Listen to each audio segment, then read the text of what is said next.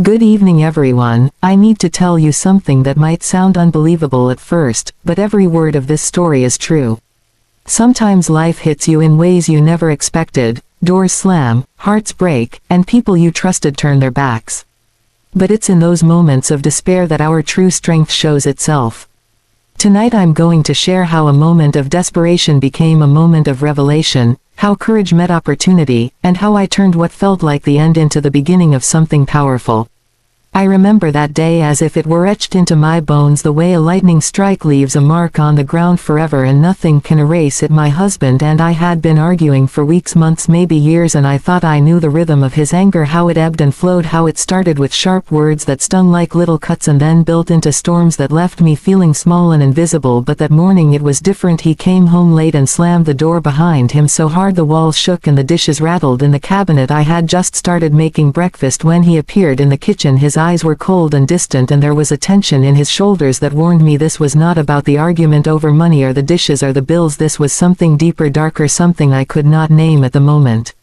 He raised his voice and I tried to respond calmly, but my words seemed to vanish in the air between us like smoke. My heart was pounding and my chest felt tight, and I knew instinctively that I was in danger, not because he had ever been violent before, but because fear was something that had been growing quietly in the corners of our home, and now it was spilling into the light. He told me to pack my things, that I was no longer welcome in the house, that I needed to leave immediately, and I froze for a moment, unsure if he meant what he said or if this was another cruel joke. I had learned over the years to brace myself for the unpredictable, to hold my breath and wait for the storm to pass, but this time the storm was not going to pass. It had arrived fully formed and there was no shelter to hide under. I moved mechanically, gathering what I could carry: clothes, toiletries, small things that belonged to me but felt like they had been taken from me already. The reality hit me like a wave and I felt the panic rising in my chest. My mind raced through questions that had no answers. Where would I go? How would I survive? What would people think? How had it come to this moment when the person I trusted the most became the person who told me I had no place in my own home? I wanted to cry, to scream, to beg, but my body felt frozen in disbelief and exhaustion, as if the years of compromise and silent suffering had left me unable to react in the way I thought I should. As I walked toward the door, I glanced back at the rooms that had once felt safe and familiar: the kitchen where I had made countless meals, the living room where we had celebrated birthdays, the bedroom that had been our sanctuary. All now seemed foreign, as if the walls themselves were complicit in telling me I no longer belonged. I felt a pang of grief that was almost physical, and it wrapped itself around me like a heavy blanket. I did not want to leave, yet I knew I had no choice. He followed me with his eyes but said nothing, just the way he always did when he wanted to assert control without words. His silence was louder than any shouting, and it pressed against me as I moved through the space that had once been ours. Outside the door the world felt different, too harsher, maybe because I was seeing it through the lens of someone who had just lost her footing. My hands shook as I carried my small bundle of belongings to the car parked in the driveway, and I thought about the life I had built that now seemed to hang by a fragile thread. The sky was pale and gray and the wind bit at my face as if nature itself understood the coldness of what had just occurred. I sat in the driver's seat for a long moment before starting the engine, just to catch my breath, just to let my mind settle enough to make the next decision. I did not have a plan, I did not have a destination, I only had the need to leave the place that no longer felt like home.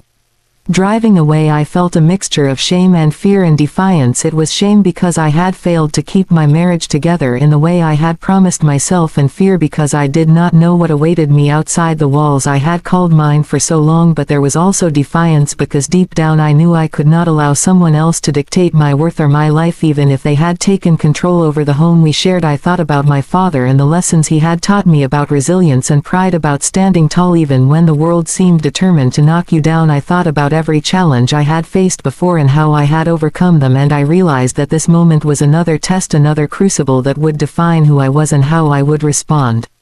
When I finally parked on the side of the street, I sat in the car and tried to breathe slowly in and out and let the shock wash over me. I realized I was hungry, tired, and uncertain, and yet there was a flicker of something else: courage, maybe determination, maybe the stubbornness that had kept me moving through other trials. I remembered every time I had been underestimated, ignored, dismissed, and how I had proven people wrong each time I had taken what little I had and turned it into enough to survive. I told myself that I would find a way again, that I would not crumble even if everything felt as if it were collapsing around me. The neighbors passed by without noticing the turmoil inside me, and I thought about how isolated we are in our suffering, how even when we are in public surrounded by familiar faces we can feel entirely alone. I wished someone would reach out, someone who knew my heart and my struggles and offer comfort, but I also knew I could not wait for that. I had to find the strength within myself, because waiting meant staying stuck, and I had no time for that. The sun was low and the shadows were stretching long across the pavement. As I sat there thinking about what to do next, I felt the weight of everything pressing down, but also a sense of clarity forming slowly, like dawn breaking after a long night. I thought about the practical things. Where could I go? Who could I call? What resources were available to me? The usual options felt limited, inadequate, insufficient, and yet I knew I could not give up. The world would continue to move whether I was ready or not, and I had to move with it, even if that meant taking steps that felt bold, even reckless, even audacious. I had to do something to reclaim agency over my life. I remembered my father's old bank card tucked away in a drawer somewhere, a relic of another time, another life, and I felt a spark of hope mixed with hesitation. Could that card really help me? Could it give me access to what I needed without permission, without explanation, without shame? I did not know yet, but the idea planted itself in my mind and refused to let go. I spent that evening sitting in the car thinking about every decision I had ever made that led me here, and how every hardship had prepared me in some small way for this moment. It was a strange feeling, realizing that desperation and resourcefulness often walk hand in hand, that fear and courage can coexist, and that when you are stripped down to nothing you often discover the strongest parts of yourself. The night grew darker and I shivered in the cold air. But there was a fire building inside me, a quiet, stubborn fire that whispered that I would survive, I would endure, I would not be defeated by someone who had decided to discard me like an object no longer useful. That night I finally made the decision to leave the car and find a place to rest, even if temporary. I gathered what little I had and walked toward a small motel I had seen on the edge of town. I paid cash for a room and settled in with trembling hands and a heart that felt both heavy and light. He had taken my home, but he could not take my mind, my spirit, my ingenuity. I reminded myself that sometimes losing everything is what forces you to see what you are truly capable of. Sometimes the doors that close behind you are the ones that open the windows of opportunity you did not know existed, and that realization carried me into a restless sleep with the first sparks of determination burning in my chest. When I woke the next morning I felt the lingering ache of shock and exhaustion, but also a sense of clarity. I knew that staying stagnant would be dangerous, that waiting for someone else to solve my problems would be futile. That is when I resolved to find the solution in my father's old card, to take action, even if it felt bold, even if it felt dangerous, even if it felt like a step into the unknown. It was not just about money, it was about reclaiming control, about proving to myself that I could survive even when I had been discarded, even when I had been betrayed, even when I had been left with nothing. And that is where key point one ends, not with triumph, not with complete resolution, but with the awakening of resolve, the moment when fear and despair meet determination, and you realize that even after being kicked out, after losing your home, after feeling utterly powerless, you can still take the first step toward reclaiming your life. After the storm of being kicked out had settled into a dull ache, I sat in the small motel room feeling the weight of my situation pressing down on me in a way that was both terrifying and clarifying. I had no home, no husband, no plan, and yet I had a spark of determination that refused to be extinguished. I kept thinking of my father and the lessons he had left behind, not in words written down or spoken aloud, but in actions and in objects that carried his foresight and wisdom tucked away for times just like this. The memory of the old bank card he had once shown me while cleaning out his desk came back into my mind. I remembered how he had said that sometimes preparation for the future means holding on to things you might not need today but could save tomorrow. At first I hesitated. I stared at the card lying in the drawer and felt a mix of guilt and fear. Could I really use this card? Could I take what was not technically mine even though it belonged to family? Could I justify it in my mind? Could I do it without fear or shame? The questions swirled, and for a moment I felt paralyzed, as if the weight of morality and desperation were in a tug of war over my soul. I thought about the life I had lost, the home I had been forced to leave, the sense of betrayal that burned through me, and slowly something shifted inside. I realized that sometimes survival requires courage that bends the rules, that stretches the boundaries of what is comfortable or familiar. I realized that using the card was not theft in the way it would have been if I had taken from a stranger. It was reclaiming access to the safety and resources that were now necessary for me to live. I took a deep breath and ran my fingers over the surface of the card. It felt smooth, cold, familiar, as if it carried a piece of my father with it. I remembered the way he used to handle his finances with care and foresight, how he thought ahead and planned for circumstances that might never come. I Felt a surge of connection to him as if his presence were guiding me even though he had been gone for years. The card was more than plastic, it was a lifeline, it was a symbol of trust and legacy, and it was my way to assert some control over a situation that had left me powerless for so long. The next morning I gathered my courage and dressed carefully as if the clothes themselves could give me the armor I lacked. I tucked the card into my wallet and practiced in my mind what I would say if questioned, what I would do if someone challenged me. I felt my heart hammering with both fear and excitement because I knew that this was a turning point. I was about to take an action that would change the trajectory of my day, maybe even my life. I thought about the bank, the tellers, the managers, the security cameras, all of the eyes that might be watching me, and I realized that what terrified me most was not the scrutiny of strangers but the courage it would take to step into that room and claim what I needed without apology. Walking to the bank felt surreal. The streets seemed to stretch endlessly under my feet and the morning sun glinted off the windows of buildings as if highlighting the path I had to take. Every step felt deliberate, purposeful, deliberate because I was no longer just moving through space, I was moving through fear, I was moving through doubt, I was moving through the heavy fog of uncertainty toward a moment where my resolve would be tested. I practiced steadying my breath, steadying my hands even though inside a storm of emotion swirled. I repeated in my mind that this was about survival, that this was about reclaiming agency, that this was about taking control of a life that had been shaken. As I entered the bank the air felt cooler somehow. The hum of fluorescent lights and the shuffle of papers and quiet conversations created a strange atmosphere of normalcy that contrasted sharply with the turmoil inside me. The tellers glanced up and I could feel their curiosity as I approached the counter. My voice shook slightly as I introduced myself and presented the card, but I held my head high even though my knees felt weak. The young teller hesitated and asked a few questions about the account, and I realized that she had not expected anyone to use this card. This was not routine. This was a disruption in her day and she did not yet understand the weight behind it. I responded calmly, giving the necessary details and my own intuition about the account, and slowly the process began to unfold. As the transaction moved forward I could feel the tension in the room shift. The teller's eyes widened slightly and I could sense that what I was doing was causing a ripple of surprise and uncertainty. The bank manager appeared almost immediately to verify the activity, and suddenly what had seemed simple became a test of nerve and poise. I kept my composure even as my pulse raced because I realized that the power in this moment was not in the plastic card itself but in my confidence in wielding it responsibly and decisively. I felt a strange thrill mixed with relief knowing that I had taken the first step in reclaiming control over my circumstances.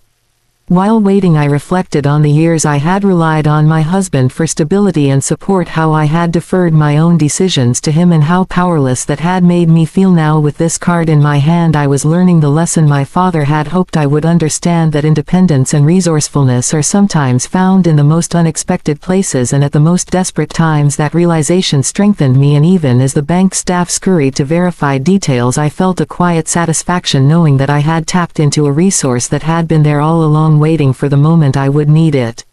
When the manager returned and confirmed everything, the bank seemed to almost exhale as if the room had held its collective breath, and I realized that what I had feared most was never the card, the money, the rules. It was my own doubt, my own hesitation, my own fear of stepping into a role that demanded courage. I had done it. I had taken the card and I had used it responsibly and effectively, and in that act one had proven something to myself. I had reminded myself that even in moments of crisis we have tools, knowledge and inherited wisdom that can help us survive if we are brave enough to act.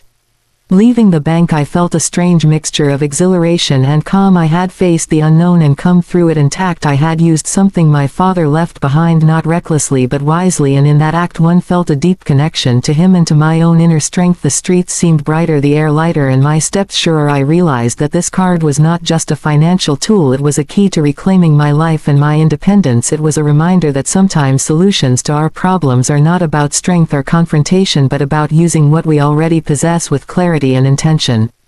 That afternoon I reflected on what had just happened, and I realized that the bank panic I had witnessed was almost irrelevant compared to the revelation within myself. I had discovered courage, I had discovered ingenuity, I had discovered a sense of empowerment that no one could take from me even if they tried. The old card had unlocked more than funds, it had unlocked the truth that even when life strips you down to nothing you can rise again, you can act decisively, you can reclaim control, and you can step into your own strength. By the evening I was planning my next steps, not out of fear but out of anticipation, not out of desperation but out of confidence. I had begun to see the path ahead, and it no longer felt impossible. It felt challenging, yes, but navigable, because I had already proved to myself that when circumstances demand courage, I can rise, I can act, one can survive, and I can thrive even when the world seems determined to push me down. That night, as I prepared for a restless sleep, I tucked the card safely into my wallet and whispered a quiet thank you to my father for leaving me a lifeline, a tool, a lesson, a reminder that sometimes the greatest inheritance is not money, not property, not objects, but the wisdom to act with courage when it matters most. Key point 2 ends here with the awakening of action and resourcefulness, with the realization that even in desperation there is opportunity, that sometimes solutions are hidden in plain sight, and that courage often begins with a single step forward even when fear whispers that you cannot do it. After leaving the bank, I felt a strange mixture of triumph and disbelief, like I had walked through a door I had feared was permanently locked and found the world waiting for me on the other side. My hands still tingled from the adrenaline, from taking action, from stepping into a role I had never imagined I could inhabit. Before I walked back to the car with measured steps, feeling the weight of the wallet in my purse as if it contained not just the card but a piece of my own courage, I sat inside and closed my eyes for a moment, breathing deeply as the morning sun glinted through the windshield, warming my face and my chest, and for the first time since being kicked out I felt a spark of possibility. I knew that this was only the beginning, and that the next challenge was not just surviving financially but navigating the world that had suddenly become both unfamiliar and strangely open to me. I thought about my husband and the cruelty of his actions, and how for years I had allowed his presence and his authority to define my own sense of worth. I realized that now the dynamics had shifted. I had reclaimed control over a small piece of my life, but that piece mattered more than I had ever realized, because it proved to me that I could act decisively. Without his permission, without fear, without hesitation. I parked the car near a quiet coffee shop and decided to sit for a while to gather my thoughts. I watched people walking past, some with hurried steps, some with calm, unhurried strides, and I reflected on the fact that life continues even when ours is in chaos, that the world does not pause or wait for us to recover, and that meant I had to find my rhythm again. I ordered a cup of tea and sat by the window, letting the warmth of the cup seep into my hands and my chest, and slowly the mental fog that had clung to me for hours began to lift. I started thinking practically about my next steps, where I could go, who I could call, what resources were available, and most importantly how I could maintain my sense of dignity and independence while navigating this sudden shift in my life. The card had opened the first door, but I realized that every step forward required careful thought, observation, and strategy. I thought about the way the bank staff had reacted to me, the manager rushing to verify the account, the tellers whispering to one another, and I felt a quiet satisfaction knowing that I had disrupted their routine not out of malice but out of necessity, and that my presence had commanded attention and respect even in a subtle way. I understood then that sometimes power is not in confrontation or aggression but in calm authority and the confidence to act when others do not expect it. I sipped my tea and felt the first stirrings of pride that had nothing to do with arrogance but everything to do with survival and cleverness. I spent the next few hours walking through the nearby streets, taking note of the resources around me, stores, banks, offices, people moving about, and imagining how I could navigate them if I had to rely entirely on myself. I realized that my life had been narrowed by dependence, by routine, by trust in someone who had proven unreliable, and that now every detail I observed became a potential advantage, a piece of intelligence to help me survive and thrive. I thought about how I could stretch the use of the card without drawing unnecessary attention, how I could manage my finances carefully and strategically, and how I could take steps to ensure that my immediate needs were met without feeling helpless or vulnerable. As the day wore on, I decided to stop at a small shop to buy some essentials, and I felt the first twinges of anxiety as I approached the counter, presenting the card once again and seeing the teller raise an eyebrow in recognition of the previous transaction. I realized that using the card was no longer just about money, it was about asserting my presence in the world, showing that I was capable, resourceful, and unafraid, and that my actions could command attention without me needing to shout or beg or plead. I paid carefully, counted my purchases, and walked out feeling a new kind of energy coursing through me, the energy of a person who had discovered agency in the face of adversity. While walking back to the car, I reflected on my father's foresight in keeping the card available the way he had anticipated circumstances that might never occur and yet had prepared for. Nonetheless, I felt a profound gratitude for his wisdom, for the legacy he left me, for the reminder that family can provide guidance even when they are gone, and that sometimes the simplest tools can have the most profound impact when wielded with thought and courage. I realized that in that small card lay lessons about trust, foresight, and action that were worth far more than money, and that had this moment not come, I might never have discovered them for myself. I drove slowly through the streets, considering where I could safely go next, where I could regroup, plan, and strategize. I felt an unfamiliar sense of freedom in the ability to make choices without deferring to someone else's authority, without fearing judgment, without being confined by past limitations. I thought about how my husband had tried to control every aspect of my life and how that control had been shattered by a simple but decisive act. One realized then that independence often begins in small actions that demonstrate self-reliance, and that once the first step is taken, momentum builds in ways that are both powerful and exhilarating.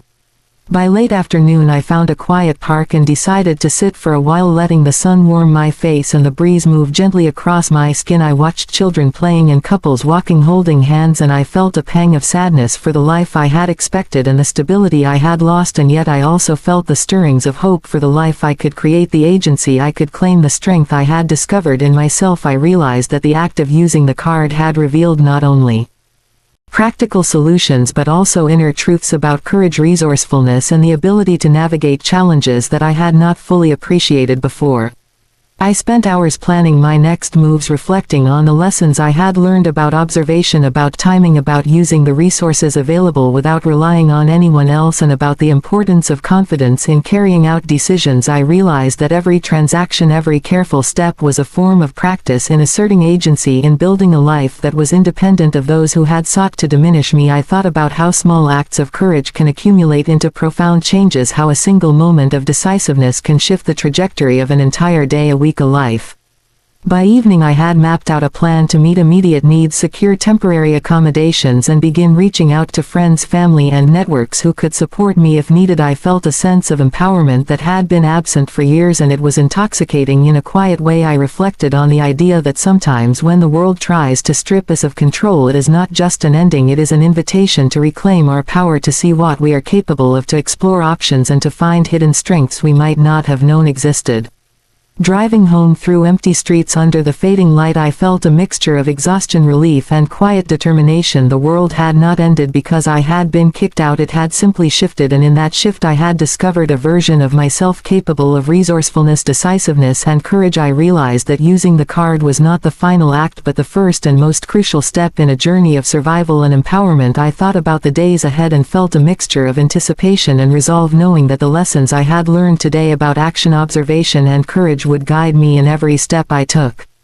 That night, as I settled into my temporary room, I tucked the card into my wallet with care, reflecting on the lessons of the day and the path that lay ahead. I realized that the experience had given me not only a practical solution to immediate needs but a profound awakening to my own inner strength and the wisdom left behind by those I loved. I felt a quiet gratitude for the unexpected clarity that had come through adversity, and understood that this was only the beginning of a journey that would teach me resilience, independence, and the true value of resourcefulness. The next morning, I woke with a sense of purpose I had not felt in years. The motel room was quiet and plain, but it was mine for the moment, and that alone gave me a strange sense of stability. I sat on the edge of the bed and ran my fingers over the wallet that held my father's card. I realized that what had once seemed like a simple piece of plastic had become a symbol of agency and power, a key to navigating the chaos that had been thrust upon me. I took a deep breath and reminded myself that the day ahead was mine to command, even if the world outside still felt unpredictable and uncertain.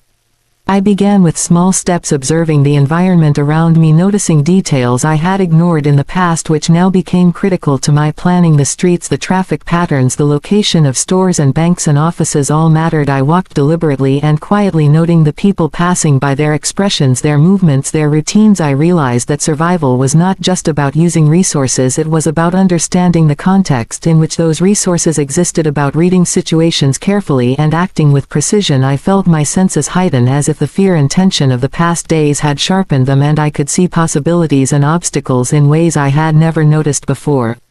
I returned to the bank too. make a few more essential transactions and felt the subtle tension shift in the air as staff remembered my previous visit. The manager approached cautiously and I noticed the curious glances of the tellers who had whispered among themselves the day before. I answered questions calmly and confidently, providing verification and identification with the ease of someone who had taken control of their life. My hands did not shake and my voice did not quiver because I had realized that authority comes not from position but from the quiet certainty with which one carries themselves. I felt a strange thrill knowing that I was no longer a passive participant in the world but an actor shaping my circumstances with intention. After leaving the bank, I wandered through the neighborhood considering the ways I could maximize the resources I had uncovered. I walked past shops and cafes, noting which might be helpful in the coming days, which could provide shelter, food, or information if needed. I thought strategically about timing, about movement, about minimizing exposure to risks I had once considered trivial but now seemed vital. I began to feel a deep satisfaction in my own cleverness, in the realization that even in moments of crisis, intelligence, observation, and foresight were as valuable as money or tools the card had provided access, but it was my mind that was creating advantage and opportunity. As midday approached, I paused in a small park to reflect on the journey so far. I watched the sunlight filter through the branches and saw children playing, their laughter piercing the heavy air I had carried the day before. I thought about the contrast between innocence and experience, between powerlessness and agency, and felt a mixture of melancholy and inspiration. I realized that part of my journey would be to reclaim joy and a sense of normalcy even as I navigated the challenges before me. That realization gave me strength and reminded me that survival is not only about meeting immediate needs but also about maintaining hope and perspective. While sitting there, I decided to take a small but significant step. I reached out to a trusted friend whom I had not contacted in years, someone who could provide guidance, advice, and emotional support. I felt a flicker of nervousness as I made the call, but the voice on the other end greeted me warmly and without judgment. I shared the essentials of my situation succinctly, without fear, and received not only advice but reassurance that I was capable of handling the challenges ahead. I realized then that even though I had taken steps to become independent, connection and support from others could still be a powerful force if leveraged wisely and selectively. After hanging up, I began to explore other practical considerations. The use of the card had opened possibilities, but it also highlighted limitations. I thought about budgeting carefully, managing withdrawals and expenditures, ensuring that I could sustain myself over the coming days without unnecessary risk. I created mental lists of priorities, needs, and contingencies, and realized that the key to resilience is often not in large dramatic actions but in small deliberate decisions that compound over time. I felt a sense of clarity as I mapped out scenarios in my mind, weighing outcomes and imagining responses.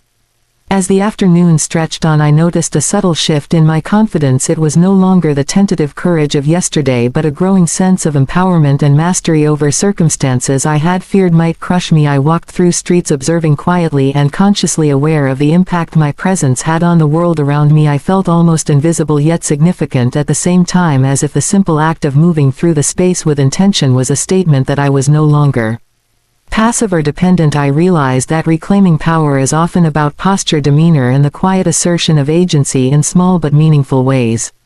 Later, I decided to take a different route home to test my observation skills and strategic thinking. I noticed alleys, streets, and exits that might be useful if needed, stores that could provide essential items unnoticed. I noted potential obstacles, hidden hazards, and resources that could be leveraged in the future. The world was suddenly alive with possibilities, opportunities that I had never considered before, and I felt exhilarated by the awareness that even in moments of uncertainty, the observant and proactive mind could create pathways to safety and advantage. I understood that the panic I had once felt was being replaced with calculated preparedness and anticipation. By early evening, I returned to my motel room and allowed myself a moment to rest, to process the day. I realized that the act of using my father's card had set off a chain of events far beyond what I had imagined. It had forced me into action, observation, and planning in ways that I had avoided or ignored for years. I reflected on the emotional shifts I had experienced, the fear, the doubt, the uncertainty, and the gradual emergence of confidence and determination, and I felt a quiet gratitude for the circumstances that had compelled me to discover my own strength. I knew the challenges ahead would continue to test me, but I also knew that I had begun to unlock a resourcefulness within myself that no external force could take away.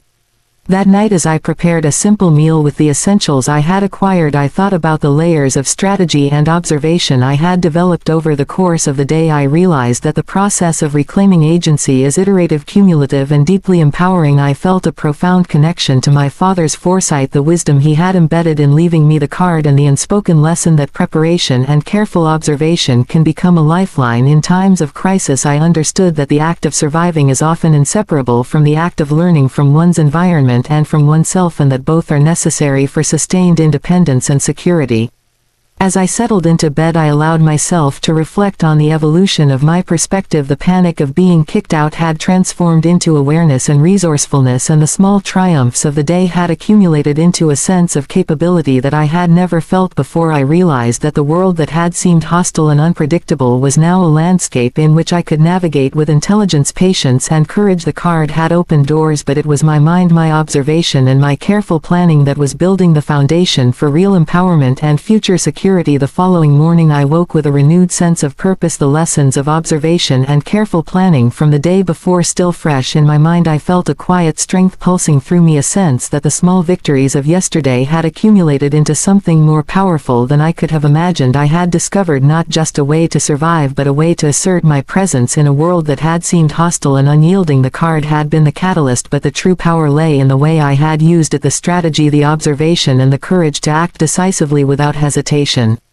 I began the day by reviewing my options carefully, thinking about the resources at my disposal, the money in the account, the stores I had noted, the allies I could reach out to, and the temporary accommodations I could secure. I realized that each step forward was both a practical decision and a psychological victory, asserting that I was no longer a passive participant in my own life but an active agent shaping my future. I felt a sense of anticipation mingled with caution, knowing that opportunity and risk are often inseparable and that careful navigation was essential to maintaining the advantage I had begun to establish. I decided to visit a few local businesses and offices that might offer short-term support or information. I walked deliberately through the streets, observing every detail, noticing security cameras, the presence of staff, the layout of buildings, and potential exits. I understood that knowledge of my surroundings was as crucial as any financial resource because it provided confidence and a sense of control. I approached each interaction with calm confidence, explaining my needs succinctly and respectfully, and noticed the subtle shifts in people's reactions, surprise, curiosity, and respect that came from my composed demeanor. I realized that asserting competence and self-assurance could often yield better results than argument or pleading. As midday approached, I paused in a quiet park to regroup and reflect on the unfolding strategy. The sun filtered through the trees and a gentle breeze moved across the grass as if nature itself acknowledged the shifts within me. I considered the lessons of patience, observation, and timing that had guided my actions so far, and realized that success in navigating crisis often requires a balance between decisive action and careful consideration. The resources I had discovered through my father's card and my own ingenuity were significant, but without careful deployment they could have been squandered or rendered ineffective. I felt a deep appreciation for the foresight and wisdom embedded in both the tangible and intangible tools I now wielded. After the brief respite, I proceeded to make additional careful transactions at the bank, securing enough resources to sustain myself over the coming days. I noted the reactions of staff as before, the subtle glances, the whispered conversations, the cautious confirmations, all of which reminded me that my actions were not only practical but symbolic, demonstrating my independence and ability to navigate systems that might otherwise intimidate or confuse me. I felt a surge of quiet pride, knowing that I had mastered not only the logistical challenges but the psychological dynamics of asserting control in a previously disempowering environment.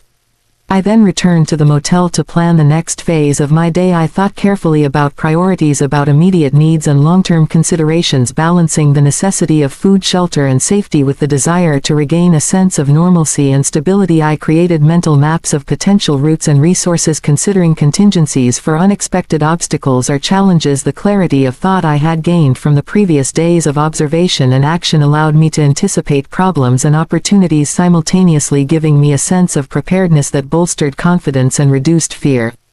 By late afternoon I decided to explore potential avenues for longer-term stability. I reached out discreetly to friends and family who could offer guidance, support, or temporary shelter. I was selective and strategic, choosing only those I trusted and whose responses would be constructive. I felt a mixture of nervousness and anticipation as I made contact, and was relieved and encouraged by the warmth, understanding, and practical advice I received. I realized that even as I relied on my own ingenuity, resourcefulness, and courage, selectively leveraging trusted networks could amplify my effectiveness and accelerate the path to stability and empowerment.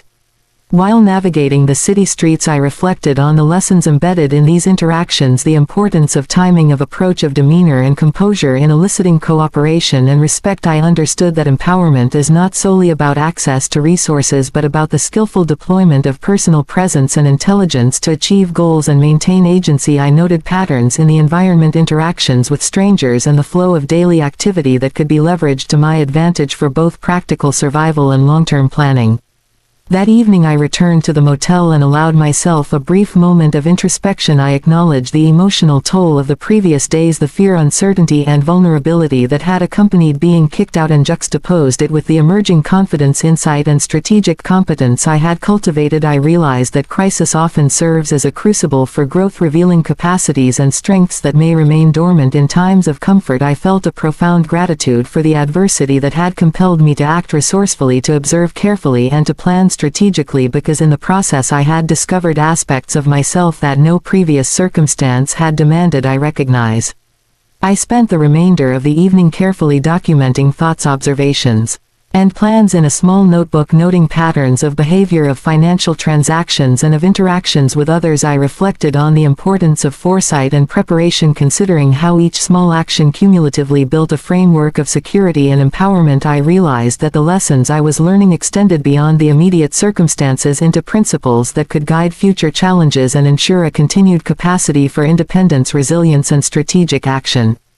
As night fell, I reviewed my progress and the unfolding transformation I had experienced in the past days. The act of using my father's card had initiated a chain reaction, not merely of practical solutions but of personal revelation. I had discovered courage in the face of fear, intelligence in observation, strategy in planning, and strength in independence. I had reclaimed agency that had been denied to me, and had learned to navigate systems with a combination of confidence, discretion, and foresight that rendered previously insurmountable obstacles manageable. I understood that survival is an interplay between action, resourcefulness, and reflection, that each step forward reinforces the capacity for subsequent decisions, and that the path to empowerment is cumulative and deliberate.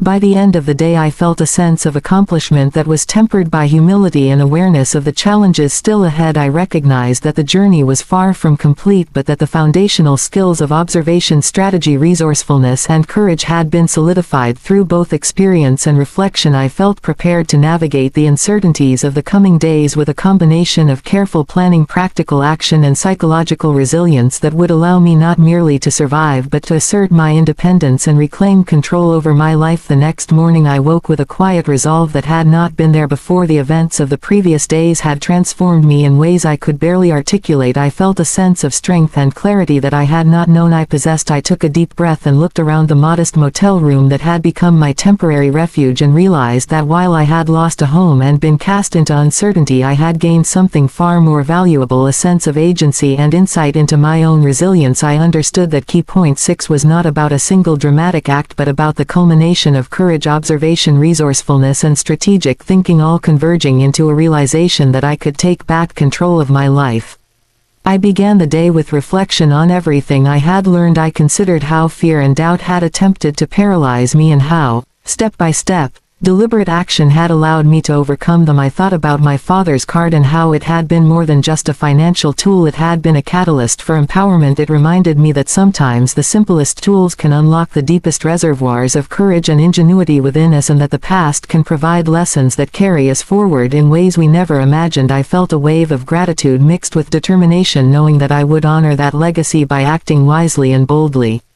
After a light breakfast I reviewed my plans for the day. I thought carefully about where I needed to go, whom I could contact, and how best to maintain independence while leveraging the resources and support available. I knew that empowerment required both practical action and strategic foresight, and that every decision had to be measured and intentional. I walked through the streets observing the patterns of movement around me, the way people interacted, the timing of businesses opening and closing, and the subtle cues that could provide advantage or caution. I realized that awareness and mindfulness were just as important as courage, and that each step I took had the potential to shape the outcome of the day. I decided to visit a few local offices and service providers that could offer temporary solutions and support. I approached each interaction with confidence and clarity, explaining my circumstances succinctly and respectfully while remaining observant of the environment and the responses of the people around me. The reactions varied from curiosity to empathy to subtle surprise, but I maintained composure and focus, understanding that my demeanor would influence the outcome as much as the facts I presented. I noticed that people responded positively to calm assurance and a clear plan, and that projecting confidence could often open doors that might otherwise remain closed. As the morning progressed, I felt the empowerment building within me. I realized that each small success was reinforcing the belief in my own capabilities, and that confidence was no longer tentative but increasingly solidified with every deliberate action. I noted the practical lessons I had learned about budgeting resources, managing priorities, and planning contingencies, and combined them with the psychological insight that fear can be managed when met with preparation and observation. I reflected on how the experiences of the previous days had reshaped my perspective about self-reliance and resilience, and how even when circumstances are dire, there are always paths forward for those willing to seek them. By midday I returned to the bank to conduct a few more essential transactions. I observed the staff's reactions with a sense of quiet amusement and pride, knowing that I had disrupted their routine not out of malice but necessity. I felt the subtle shift of power in the room as my composure and decisiveness were met with respect and careful attention. I understood then that empowerment is not only about financial or material resources but about the ability to navigate systems skillfully, to assert presence, and to maintain dignity in the face of uncertainty. Each interaction became a small victory, reinforcing my confidence and strengthening my ability to act strategically in future scenarios. After leaving the bank, I took a moment in a quiet park to reflect on the cumulative lessons of the past days. The sun filtered gently through the branches and the air carried a light breeze. I thought about fear and courage, despair and hope, independence and connection, and realized that empowerment encompasses all of these elements. I had learned that courage alone is not sufficient without observation, insight and planning, and that resourcefulness alone is limited without action and confidence. I also recognized the importance of selective reliance on trusted networks to support and amplify one's efforts while maintaining autonomy and agency. As the afternoon wore on, I began to take more deliberate steps to establish longer-term stability. I contacted friends and family selectively, leveraging their support for guidance, temporary accommodation and advice while carefully maintaining my independence. I noted the subtle dynamics of these interactions and realized that understanding people and anticipating their responses is as vital as managing material resources. The empowerment I was experiencing was multifaceted, encompassing practical action, psychological resilience, strategic planning and social intelligence, and I felt a profound sense of self-reliance and capability. While walking through the city streets, I reflected on the subtle ways in which my confidence and composure were influencing the environment around me. People responded with courtesy and attentiveness, their reactions reinforcing my own sense of authority and capability. I realized that empowerment is not simply internal. It manifests externally in the way we occupy space, interact with others, and respond to challenges. Each step taken with awareness and intention creates momentum that compounds into a powerful sense of control and opportunity. I understood that my journey was as much about psychological mastery as it was about tangible resources. By early evening, I had secured temporary solutions for immediate needs and developed a plan for maintaining both safety and independence. I reviewed the lessons learned from using the card, navigating the bank, observing my environment, contacting support networks, and maintaining composure and strategic awareness. I realized that the culmination of these actions was not only survival but transformation. I had evolved from a state of fear and dependence into a position of empowerment, resourcefulness, and confidence. The card had been a catalyst, but the true power lay in the cumulative lessons and the courage to act decisively. As night fell, I sat quietly in my temporary room reflecting on the journey thus far. The emotional landscape had shifted from panic and despair to clarity and empowerment. I acknowledged the fear, vulnerability, and uncertainty of being cast out and juxtaposed it with the insight, strategy, and courage I had cultivated, I realized that empowerment is iterative, cumulative, and deeply rooted in the integration of action, observation, planning, and reflection. I felt a sense of peace in knowing that I could handle what lay ahead, that I had discovered reserves of strength, insight, and strategic thinking that would serve me well in any circumstance. I spent the remainder of the evening mapping potential next steps, documenting observations and lessons, and mentally rehearsing scenarios that might arise. I considered contingencies, resources, and strategies for both immediate and long-term challenges. I understood that the empowerment I had gained was not static but dynamic, requiring continuous awareness, adaptation, and decision-making. Each day of careful observation and deliberate action reinforced my confidence and demonstrated the compounding effects of agency and resourcefulness. Before resting, I took a moment to reflect on the emotional and practical transformation I had experienced. Key point 6. The culmination of courage, observation, strategic action, and reflection had revealed the depth of my resilience. I realized that true empowerment is not about a single act of boldness but about sustained, thoughtful engagement with the challenges life presents. It is the ability to act decisively, to observe carefully, to plan strategically, and to maintain psychological composure that allows a person to navigate crises with dignity and control. By the time I settled into bed, I felt a profound sense of accomplishment mixed with quiet anticipation for the future. I understood that the journey was ongoing, but that the foundation of empowerment, self-reliance, and strategic insight had been firmly established. I held the card close in my wallet, not merely as a tool for financial survival but as a symbol of courage, resourcefulness, and the enduring legacy of foresight. I realized that the trials I had faced had revealed my capacity for independence, problem-solving, and psychological resilience in ways that no comfort or security ever could.